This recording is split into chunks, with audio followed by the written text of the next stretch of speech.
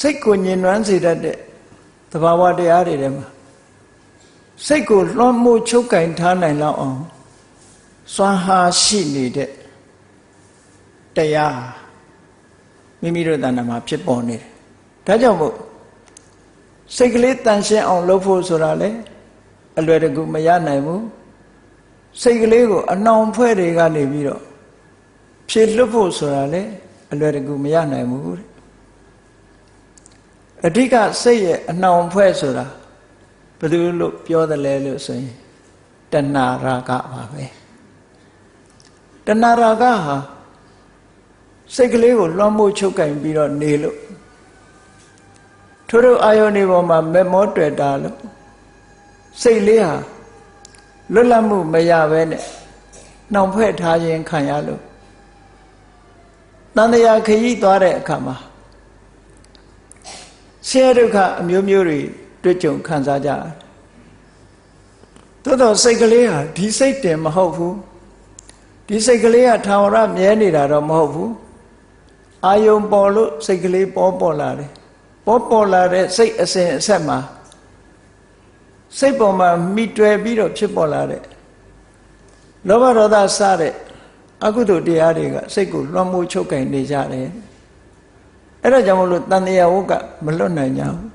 အမှန်တရားကိုလည်းပဲသိရှိနိုင်စွမ်းမရှိကြဘူးဒါလူတွေရဲ့တတ္တဝါတွေရဲ့သဘာဝအခြေအနေတစ်ခုမြတ်စွာဘုရားကအဲ့ဒီအခြေအနေတွေကနေယုံထွက်နိုင်ဖို့အတွက်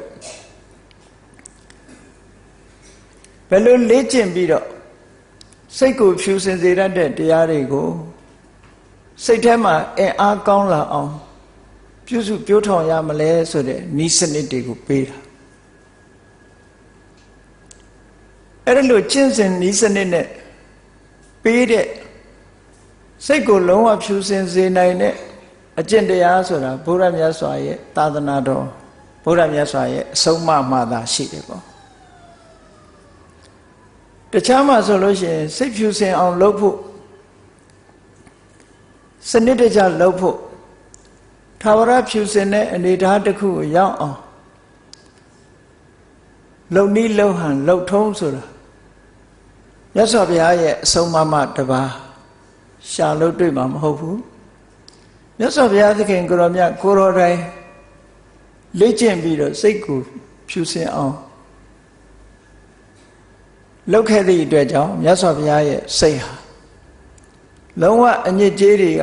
ကင်းသွားပြီးတော့စိတ်ကလေးဟာအလွန်ယဉ်ကျေးတဲ့သဘာဝတရားလေးတစ်ခုဖြစ်လာတယ်စိတ်ကမိမိရဲ့အလိုကိုလိုက်ရတယ်မိမိကစိတ်ရဲ့အလိုကိုမလိုက်အကယ်၍သာကိလေသာတရားတွေကိုမချုပ်ကင်နိုင်ဘူးဆိုလို့ရှိရင်စိတ်ရဲ့အလိုတိုင်းလိုက်ပါပြီးတော့နေကြရတယ်ပေါ့